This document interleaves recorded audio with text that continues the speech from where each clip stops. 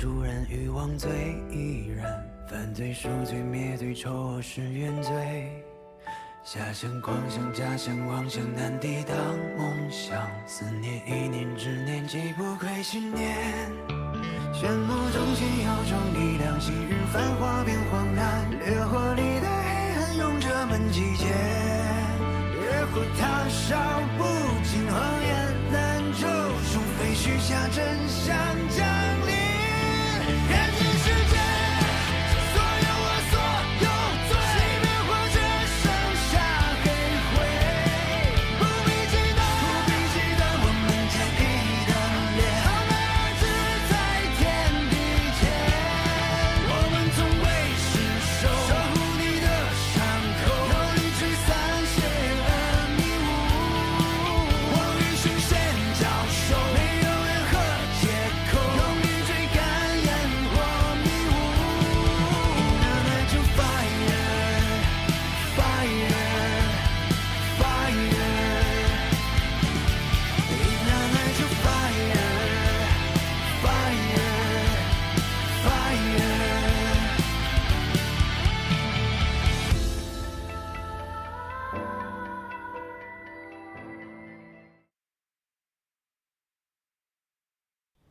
从被审问时的微表情和微动作来看，前3个人呢确实心虚了，但是我们现在无法判断他们说的是不是真的。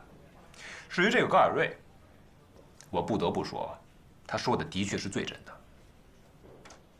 是啊，知道有人要杀自己，肯定得自保。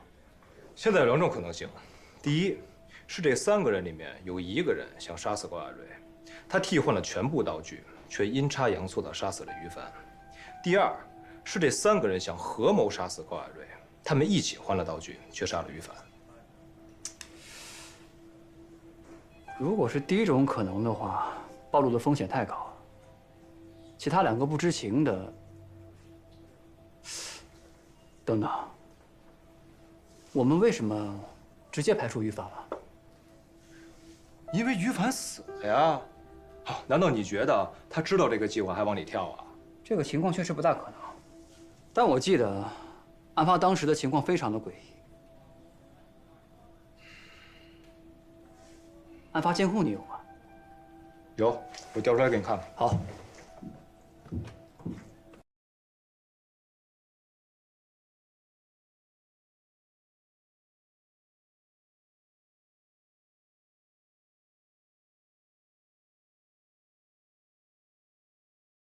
往回倒一下。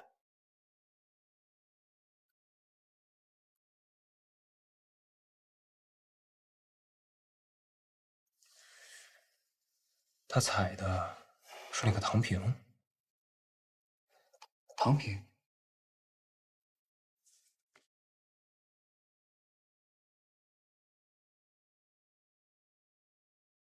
角色和道具呢？谁分发的？亚瑞啊，你滚！你拿着陈腐，跟个木头似的。于凡是知情的，他有杀人动机，也有调换作案工具的机会。他想用那个装置杀死高艾瑞，却意外走错了房间，发现吹不灭的蜡烛，只能用脚踩灭那个引火装置，所以他的计划失败了。可是火又是怎么烧起来的呢？而且在第4轮的时候，中厅有一次停电，还记得吗？我好像想起来了，当时好像是突然停电了，那个灯一亮一灭的，当时跳出来一个白衣 NPC， 还挺吓人的。摸着那个房间就进去了，可能是那个时候走错了吧。我总觉得他们走错房间，不是一个意外。如果按照这个思路想下去的话，也许除了于凡之外，还有其他人想在这次剧本杀的活动中杀人。所以这才是凶手的计划。他想故意制造混乱，然后让所有人往前多走一个房间。他为什么要让于凡走进那个房间呢？如果凶手从一开始目标就是于凡，有这个可能性，但为什么是那个房间？于凡将陷阱设在那个房间，恰巧凶手也将陷阱设在那个房间。这太巧合了。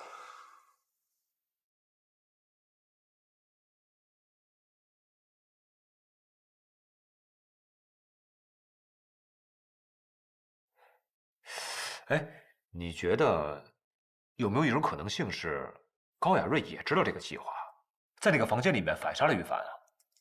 不排除这个可能。熟悉的不排除啊，现在连高雅瑞都不排除了。总而言之啊，是有人想杀死于凡，但手法绝对不是那个严氏装置。老许，看来起火原因得重新查了。算不上重新查，具体的起火原因我也没查到，还有一些想法，我已经让毛毛去做检验了。成，你这行动力可以啊！有什么结果第一时间告诉我。还等什么等啊？一起去吧，走。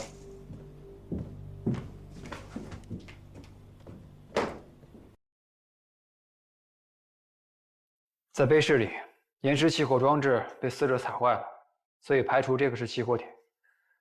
而且从监控来看，死者踩灭蜡烛之后，走到这儿被烧死了。那问题出在哪儿啊？我已经让毛毛专门对这小片监控盲区里收集的物证进行了分析。有什么发现吗？在现场收集的物证里面，我们发现了相当一部分纯度很高的氢氧化钙。氢氧化钙呢，就是生活中我们所说的熟石灰。生石灰遇水之后生成熟石灰，在过程中会释放出大量的热，如果有充足的可燃物，就会迅速燃烧起来。毛毛，试验一下。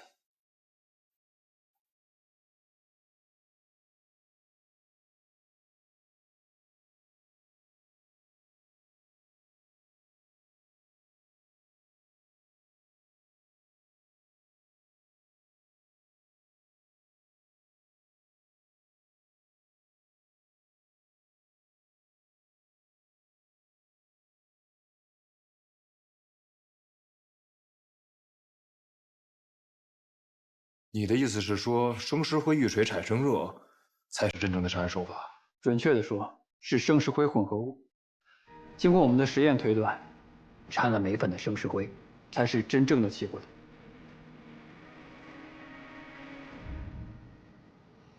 我得回趟队里。我和你一起吧。走。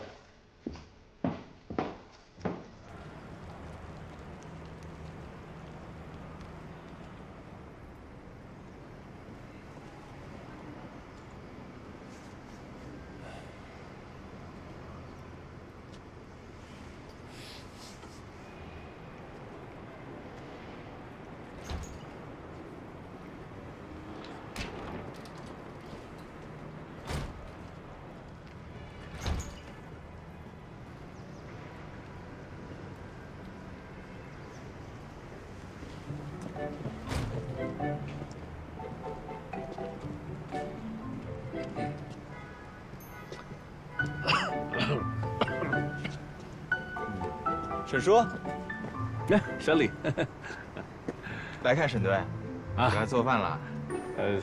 顺路给送过来。进去啊？哎，不进去了，就在这儿等着。进去影响你们工作。这有啥？我带你进去。啊，不用。这么着，那个你帮着烧进去就行。这像什么？您都到这儿了，我就带你进去，没事儿。不合适吧？有啥不合适的？没事儿，走。合适啊！别客气啊！哎呦，都这么熟了，别打扰你们工作。这没有，沈队肯定都想你呢。哎，走吧，沈叔。沈队这会儿估计也蛮饿了。小李啊，我还是在这儿等吧。也行，那我叫他去啊。麻烦您坐会儿，哎，没事。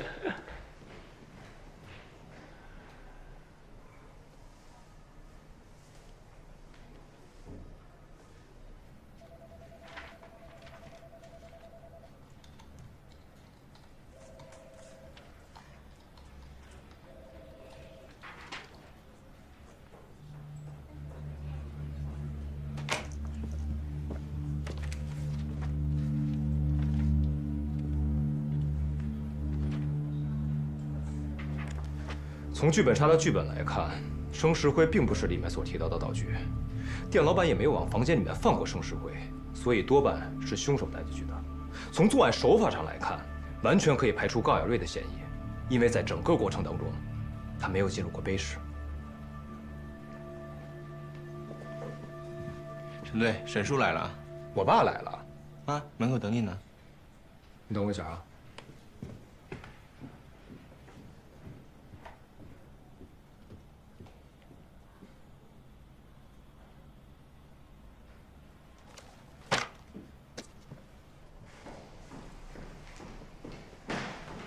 爸，哎，你怎么这点来了？这个下午啊，临时加了个封闭讲座，我就提前把饭给你送过来。哎呦，你看您还给我特意送一趟，受累了。说什么呢？这爸给儿子做饭呢，有什么累不累的？这你说呢？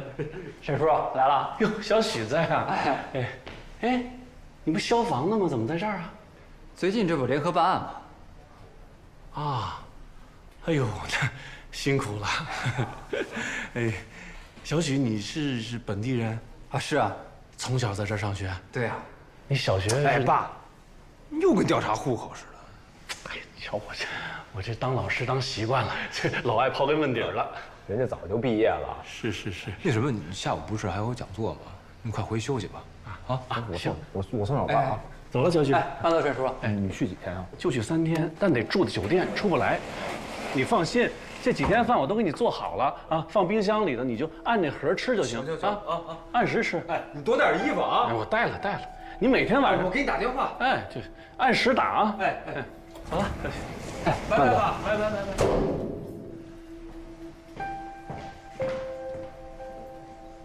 怎么了？没什么。吃饭。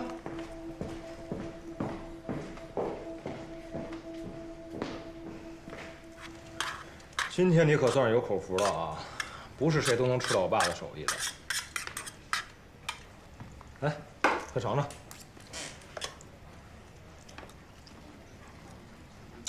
愣着干嘛呀？等着我喂你呢。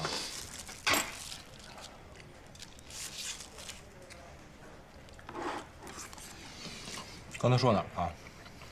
说到高亚瑞排除嫌疑之后，咱们得再查查监控，看看谁还有机会放置盛世辉。陈宁，哎，你把那个剧本杀的监控拿过来。好嘞。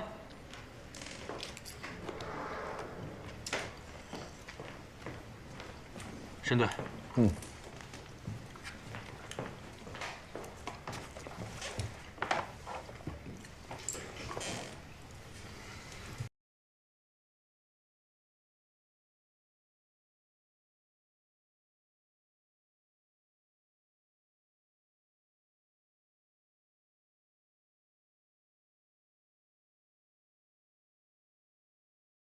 那个地方应该是一个监控死角，他们3个人都有机会啊！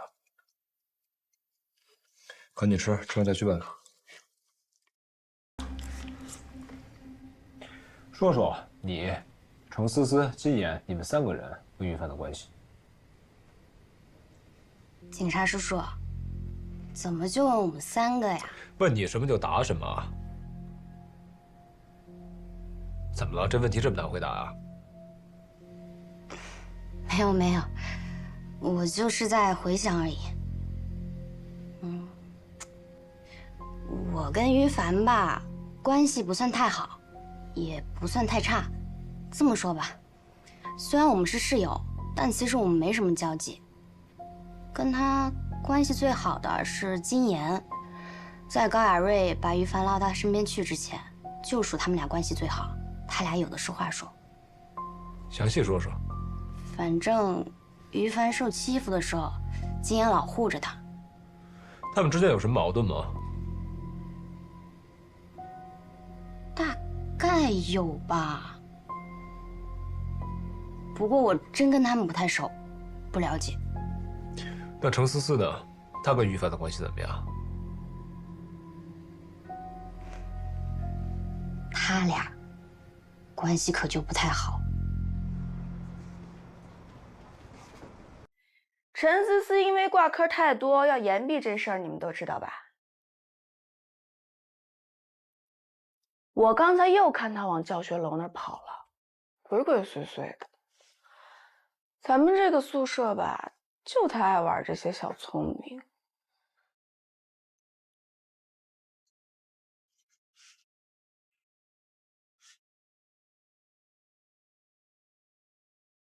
一会儿吧，你就去抓他一个现行，你就拿那个手机呀，顺着那个窗户缝往里拍。老师，我的意思是，如果您能让我毕业的话。干什么？你在干什么？真是不知廉耻啊！出去！你给我出去！求你，你不黄吗？你别把照片发出去行吗？好没劲呢！你怎么这么怂啊？于凡呢？于凡呢？你躲那儿干嘛呀？这照片你拍的还不错。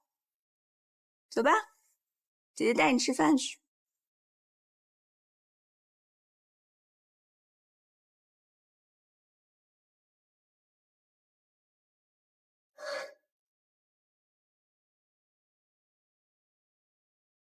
你觉得高雅瑞和于凡、程思思更恨谁啊？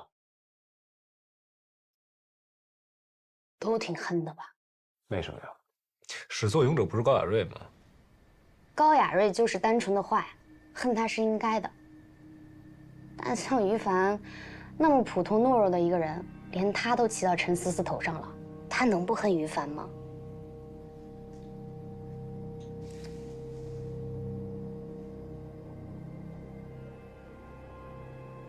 警察叔叔，凶手想杀的不是高雅瑞，是于凡，对吗？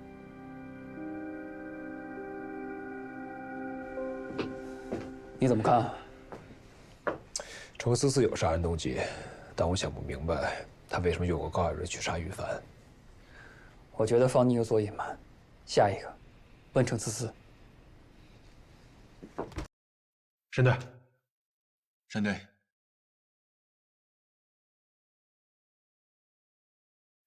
警察同志，您还想问什么？别紧张，就是想和你聊聊你、方妮还有今年你们3个人和于凡的关系。怎么又问跟于凡啊？因为死者是于凡呀。于凡不是被误杀的吗？他不是被误杀的，凶手真正想杀的人就是于凡。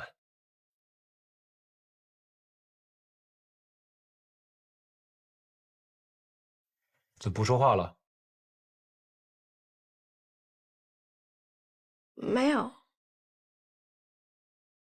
就是有点突然。为什么杀于凡？你问我呢？我也想知道，告诉我。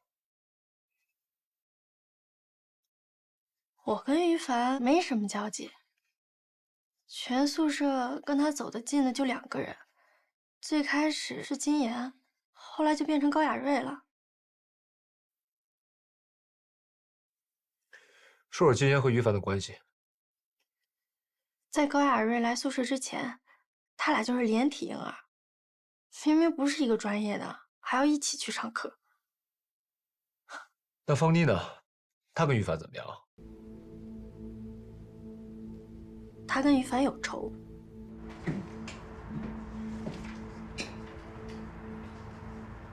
我们出去，我有话跟你说。你就在这说呗，有什么他们不能听的呀？之前不是说好了吗？怎么不给了？来要钱的呀？他们又不是不知道。你过分了！你以前管我要钱的时候怎么不这么说呀？钱我可以不要，之后你们欺负人的事儿，我不参与了。你还跟我讲条件？一个摆摊大妈的女儿在这当公主，你再叫唤，明天我让全校都知道你这点破事儿。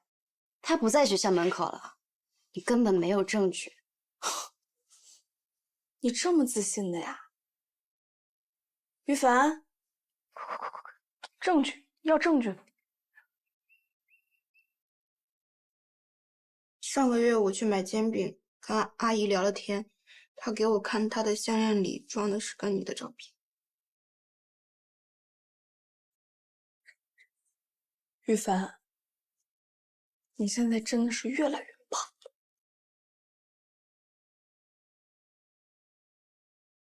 还叫唤吗？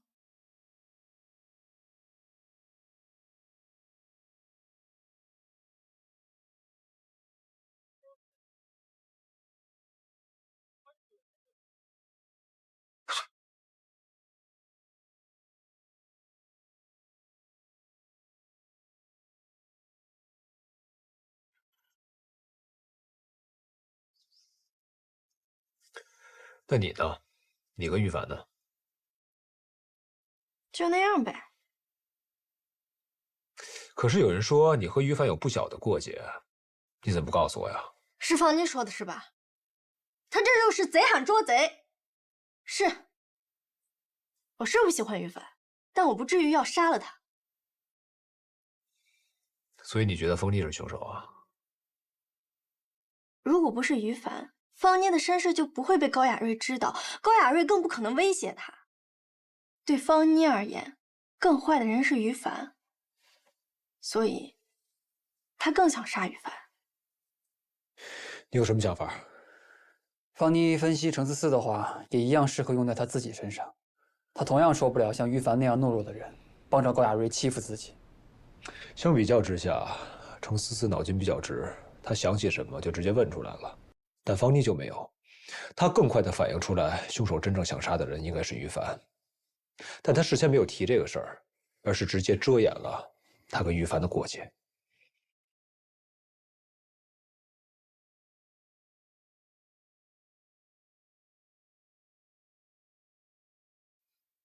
想和你聊聊你、方妮、程思思和于凡的关系。都是我的错，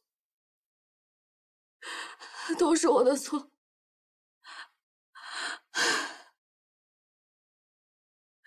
要是我当时再坚持一下，带于凡离开高雅瑞就好了，是不是后面这些事情都不会发生了？于凡是不是根本就不会死了？为什么这么说呀？我跟于凡是发小，我们从小就认识，我们家住的特别近，父母都认识。从小学起，我们就一起上学，一起放学，有时候还住在一块儿。他性格特别好，但是就是太好了，好说话，容易受人欺负。可是有人敢欺负他，我就给他还回去。我没什么朋友，于凡是我唯一的朋友。然后不知道怎么着的，有一天，他就被高雅瑞盯上了，要他跟着自己。打那之后，他整个人就变了。我劝了他好几次，他就是不听。于凡，能不能别这样了？看看你现在像什么样子。高雅瑞根本就不是真心对你好，你看不出来吗？每天跟他混在一块儿，你知道别人都怎么说你的吗？不要再说了。你就不能离他远点吗？为什么？你告诉我为什么？你今天非得把话给我说明白，为什么？于凡，怎么就这么难啊？从小到大都这样，你就不能反抗吗？非得这么怂是吧？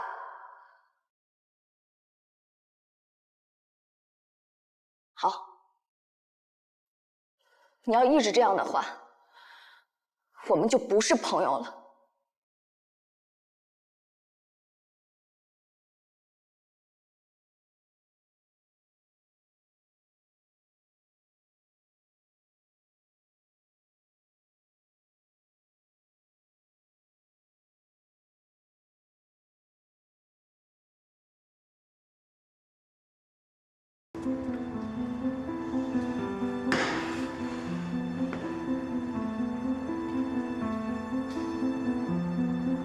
行，我知道了啊，来了。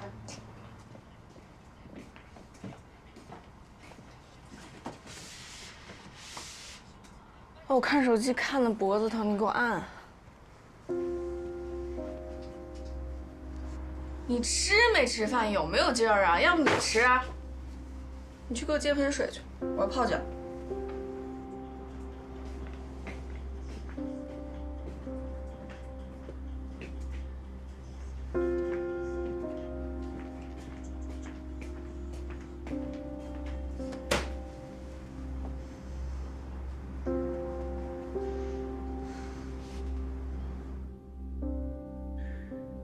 这就是你和于凡矛盾的开始吗？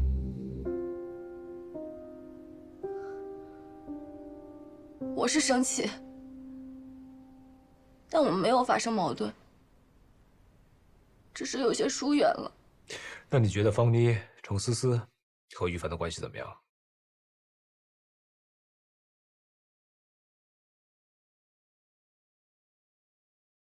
怎么有什么不方便说的吗？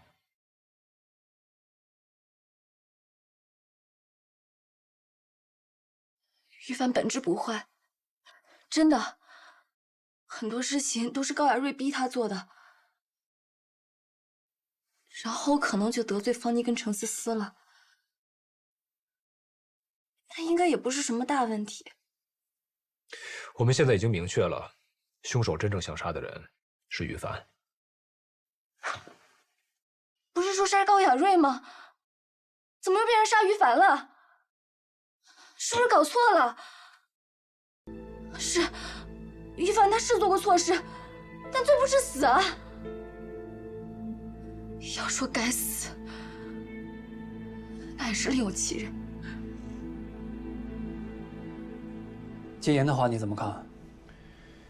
有一点我是能确定的，他对于凡的感情应该是真的。沈队，高雅瑞一直喊着要见你。带他来。好。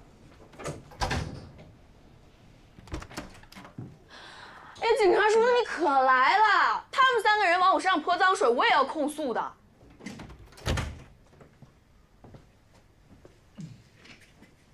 说说。他们3个小肚鸡肠的人，因为那么点事儿就想杀我，肯定也想杀于凡呀。方妮的身世是于凡告诉我的，陈思思的照片也是于凡帮我拍的。金妍她一看到于凡跟着我，她就生气，哎，我就是要气死他。金妍和于凡的关系你怎么看？我觉得他们就是演姐妹情深的游戏，跟小孩过家家一样。你的意思是说他们的情谊是假的？我就觉得特幼稚，特没必要。为什么这么说呀？我教训金妍那次，我也没看于凡过来管啊。从那以后，于凡就每天在那假惺惺的忏悔自责，一天天魂不守舍的。你说他装给谁看呢？装给我看的呀。我跟你讲，警察叔叔，这要是我姐们受欺负了，我肯定把她打回去。什么玩意儿啊，在这装姐妹？去管我钱。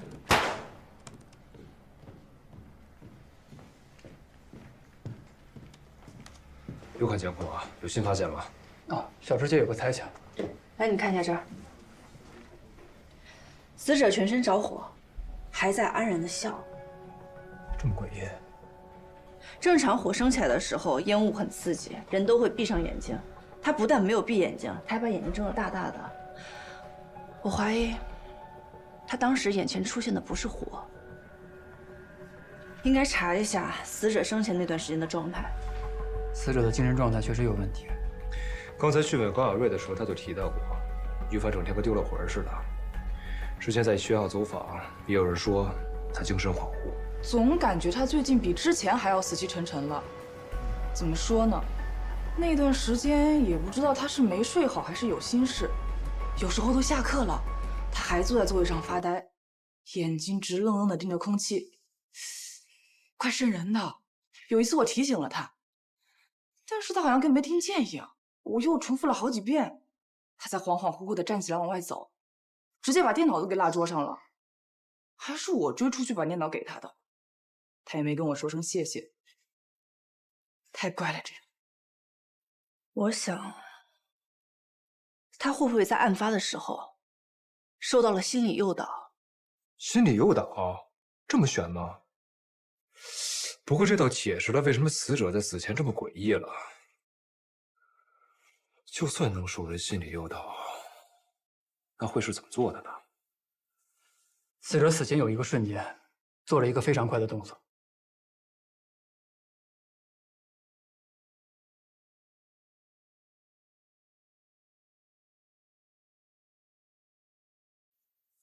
这是什么？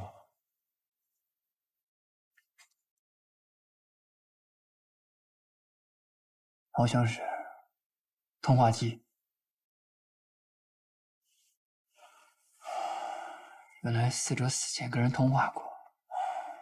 他之所以做出这么多诡异的行为，就是因为受了跟他通话人的心理诱导。符合逻辑，这能做到吗？之前我看过一个案例，被心理诱导过的人能被冷水烫伤。同理，死者全身着火还能笑，也不是没有可能的。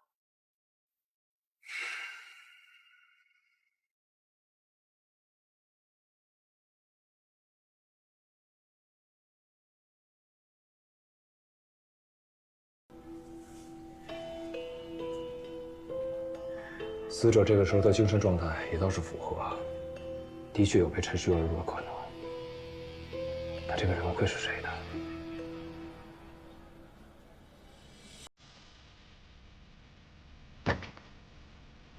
金岩。金岩？为什么是他呀？如果于凡当时的精神状态已经差到出现强烈的幻觉，那么根本就不需要多么高深的手法，只要掌握他内心的弱点是什么，就能在火海里面对他进行心理诱导。换句话说，能诱导他的人，一定是最了解他的人，且是他最相信的人。杀人动机是什么？关于金岩的线索，我们重新梳理一下。哎，对了，我之前找到了一个高雅瑞霸凌金岩的视频，我调出来让你们看看。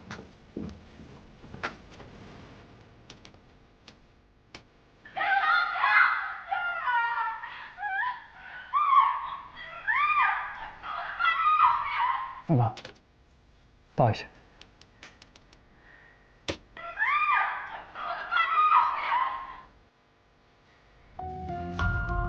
这样。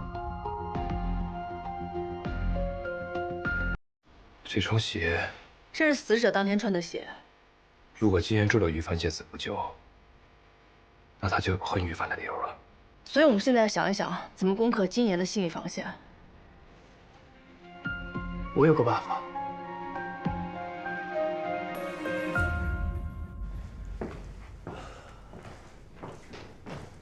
陈队，你叫我。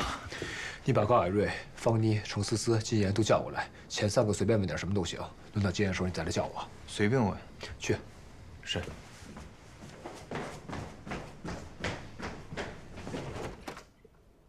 沈队。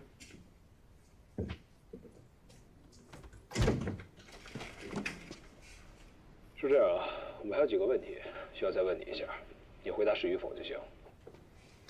你是本地人吗？是。今年22岁。是。就读于滨江大学，今年大4。是。你恨高雅瑞吗？是。你希望找出真凶吗？是。于凡的死跟你有关系吗？否。你知道自己被拍照那天于凡在场吗？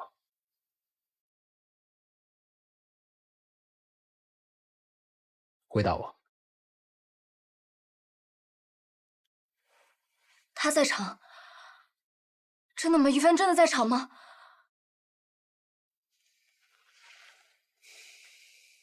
别装了，你是知道的。快问快答只是一个幌子，你所有的答案并不重要，重要的是你的反应。你惊讶的时间太长了。你知道当天于凡在场。当归，视频。好好看看。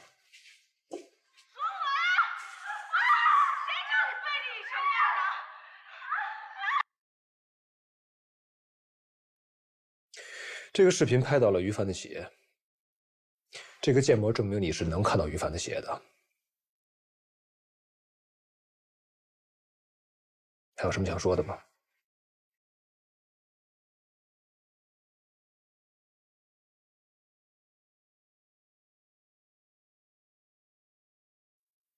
我知道这件事情又怎么样？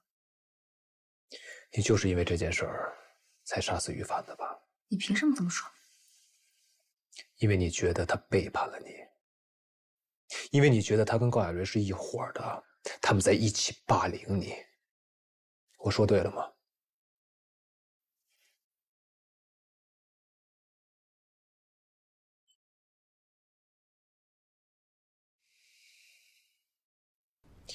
知道为什么于凡在生前每天都精神恍惚吗？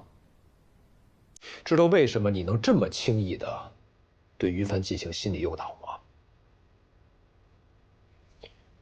就是从这件事开始，他每天自责、愧疚，他非常想弥补你。于是他用剧本杀这个活动想报复高亚瑞，他想为你报仇。他把这个计划告诉了你，而你呢？你是怎么做的？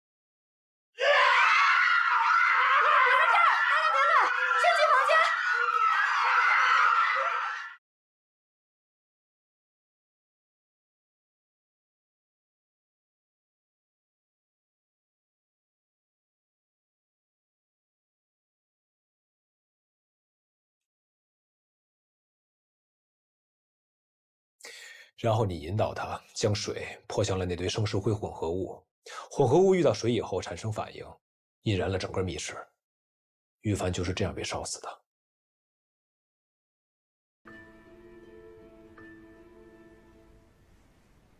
你有证据吗？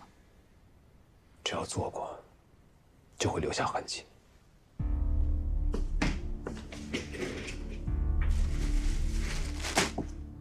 这是你玩剧本杀那天穿的衣服，经过我们的检验，从上面找到了生石灰混合物的粉末。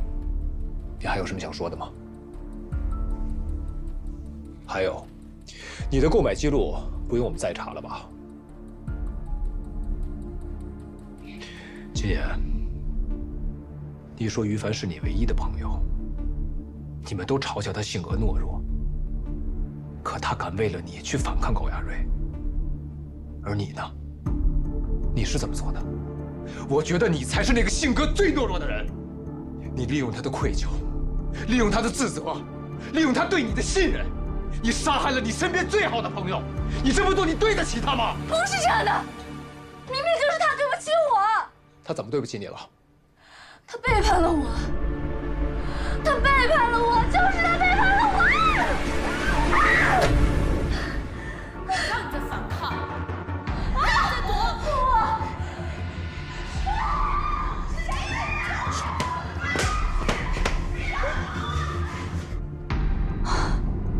我当然认识那双鞋，那还是他生日的时候我送给他的生日礼物呢。我知道他不敢反抗高亚瑞，但我没想到他连出去找人来救我的勇气都没有。这个怂包，你知道吗？那天厕所又湿又冷，又腥又臭，我就望着那个方向，一直等，一直等，等到最后他也没有出来。他什么也没有做，我们那么多年的朋友，他就什么都没有做，他什么都没有做，我还要怎么对他好啊？我对他那么真心，你看他是怎么回报我的呀？所以你就杀了他？是我利用他的愧疚，让他误以为回到之前我被霸凌的时候，让他泼水。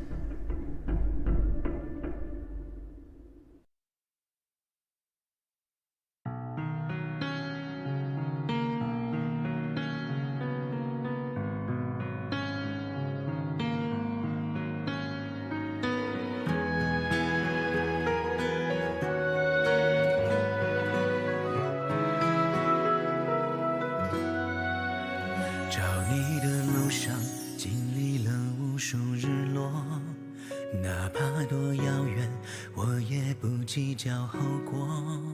刀山火海都难不倒我，只怕你醒了也看不到我。干燥剂隐患。